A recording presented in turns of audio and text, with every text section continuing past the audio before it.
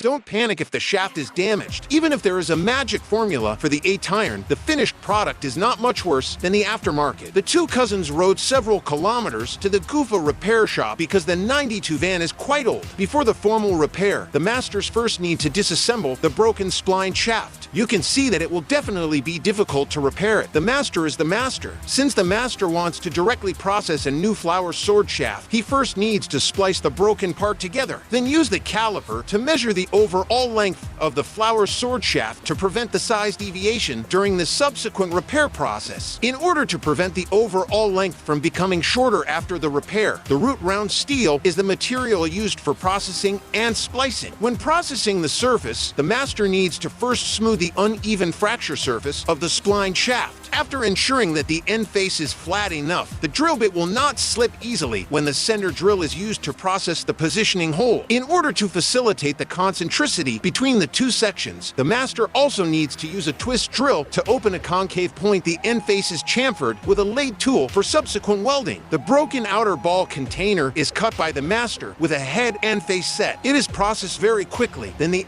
metal for splicing can be processed. Processing this side is relatively simple. First, you only need to cut and cut. Through gradual cutting, the length required for processing the flower sword shaft is processed on the metal. Then, the convex points for finding concentricity are cut on the end face. Then, the two sections can be spliced together. After some careful cutting, the master only needs to gradually cut the required position of the head. For the tail, in order to facilitate the subsequent auxiliary fixation with the top, it is necessary to use the center drill to open the positioning port. After this side is processed, the two sections can be spliced together. After ensuring that the overall concentricity is not a problem, the rigorous master welds the two sections very quickly. The diameter is not standard. The part still needs to be carefully cut with a lathe tool. Through gradual cutting, the force is strictly controlled and the diameter is cut to the standard size. After the head is cut, the master needs to use the previously measured data to identify the size of the head installation nut, and then use the skill turning tool to cut the head out of the appropriate positive step. After that, you can use the marker to make a mark and then gradually cut out the appropriate fixed thread. After a skilled operation, the master cuts the fixed thread of the head, which is quite smooth. Next comes the most difficult processing link, which is to process the flower sword groove of the head. Since there is no high-end corpse washing machine in the maintenance workshop, the master can only use this ordinary lathe to skillfully move the lathe tool holder repeatedly. Consider the spacing on the outer ball dragon side and gradually cut out a new flower sword groove with the turning tool. Of course, this processing process is time-consuming. After all, there is no other way. Thinking of this unique processing method, the maintenance technician is at least an 8th level lathe worker. The flower sword groove on the head of the ball dragon consumes half an hour after the master's careful cutting. It has been processed very quickly. It is necessary to pull the horse out for a walk when it is screwed. Of course, the overall clearance is tight when installing the outer ball dragon. There will definitely be no problem in normal use. If there is a problem, it is the owner's problem. What do you think of the master's processing of the flower sword groove? If it is out of 10, how many points would you be willing to give?